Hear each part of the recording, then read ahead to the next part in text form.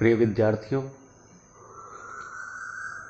BA भाग द्वितीय के पाठ्यक्रम में संकलित बिहारी के जो पद हम पिछले 2 वीडियोज़ में कर चुके हैं, उनसे आगे की व्याख्या आज मैं आपके सामने प्रस्तुत कर रहा हूँ। उम्मीद आपको इससे बड़ी मदद मिलेगी अपनी पढ़ाई के संदर्भ में। देखिए, 10वां पद है जो आपके पाठ्यक्रम में संकलित है। कीने हूँ कोटि जतन, अब कई काढ़े कौन, भोमन मोहन रूप मिली, पानी में कुलोन। बिहारी ने इस पद में नायिका की नायक के प्रति प्रेमासक्ति और उसकी तन्मयता का वर्णन किया है।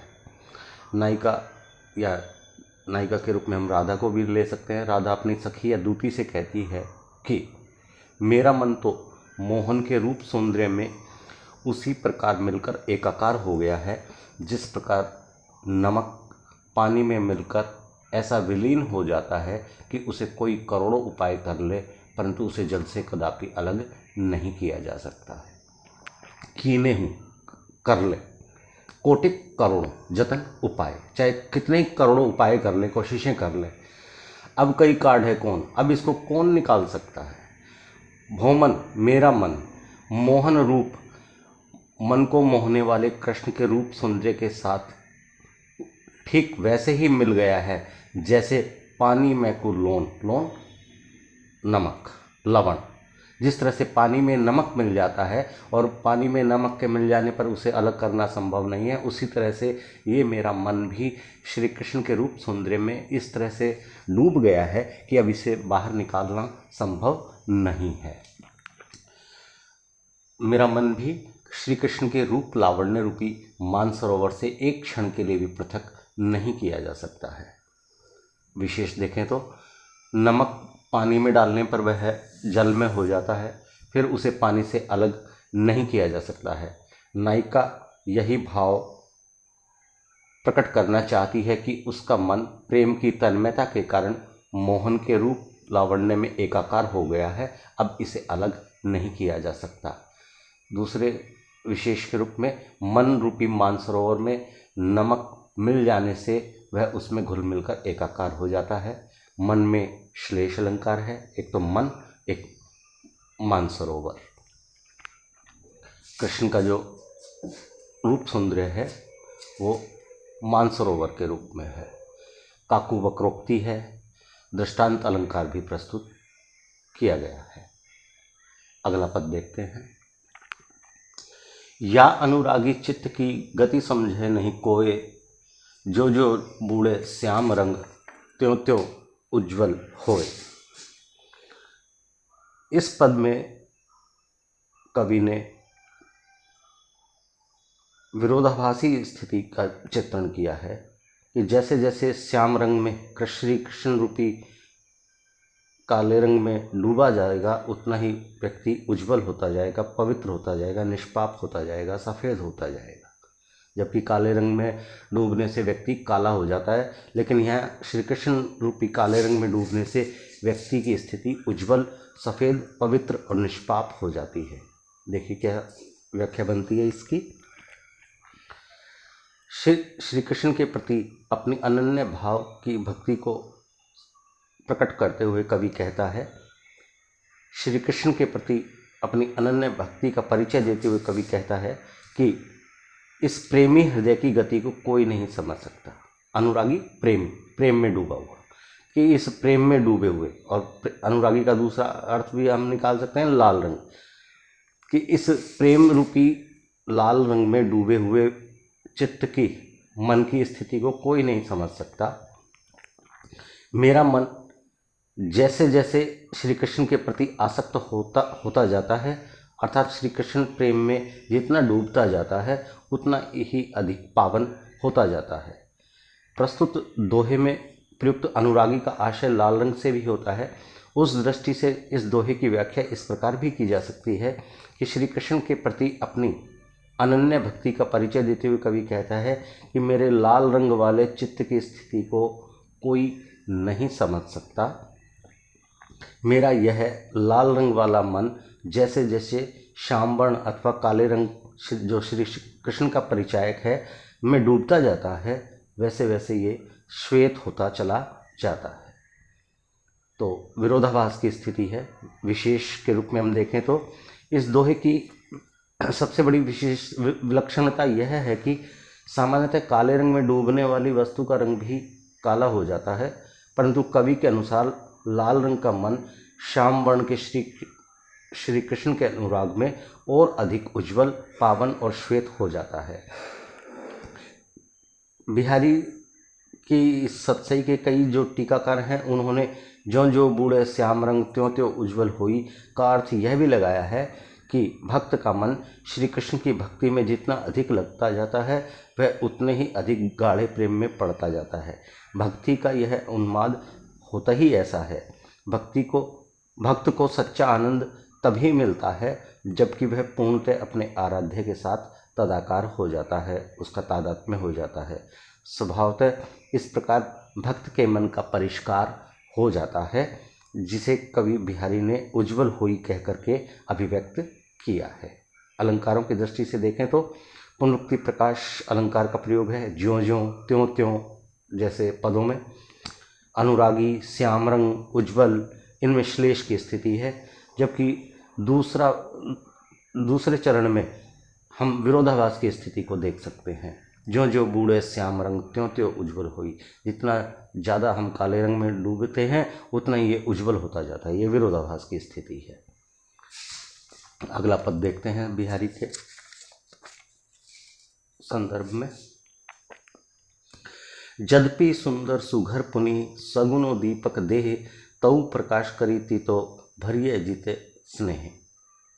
अब इसमें कई श्लिष्ट पद हैं। सुघर का पहला अर्थ तो सुघड़ है और दूसरा अर्थ है अच्छी प्रकार से बना हुआ। सगुणों के भी दो अर्थ हैं, एक गुण सहित और एक बत्ती सहित। दीपक में जो बाती लगाई जाती है उसके संदर्भ में।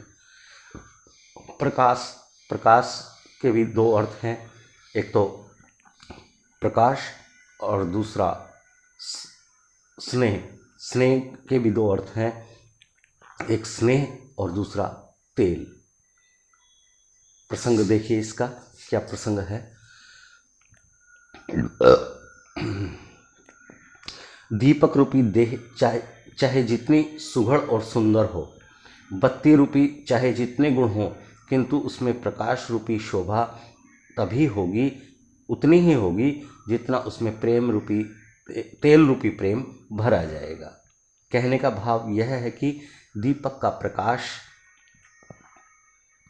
का महत्व प्रकाश देने में है, और दीपक प्रकाश तभी दे सकता है जब उसमें तेल हो। यदि वह तेल रहित है तो कितनी ही अच्छी प्रकार से बनाया गया हो, कितनी ही अच्छी प्रकार से गढ़ा गया हो, वह कितना ही सुंदर हो, कितनी ही उसमें अच्छी बाती लगी हुई हो, वह प्रकाश नहीं दे सकता। प्रकाश के अभाव में उसकी सत्ता का कोई महत्व नहीं है। इसी प्रकार व्यक्ति का शरीर भी कितना सुंदर हो, सुगठित हो, उसमें कितने ही गुण हो, वह तब तक संपन्न नहीं माना जा सकता जब तक उसमें प्रेम भाव नहीं है। उसी पर उसके जीवन का आधार है।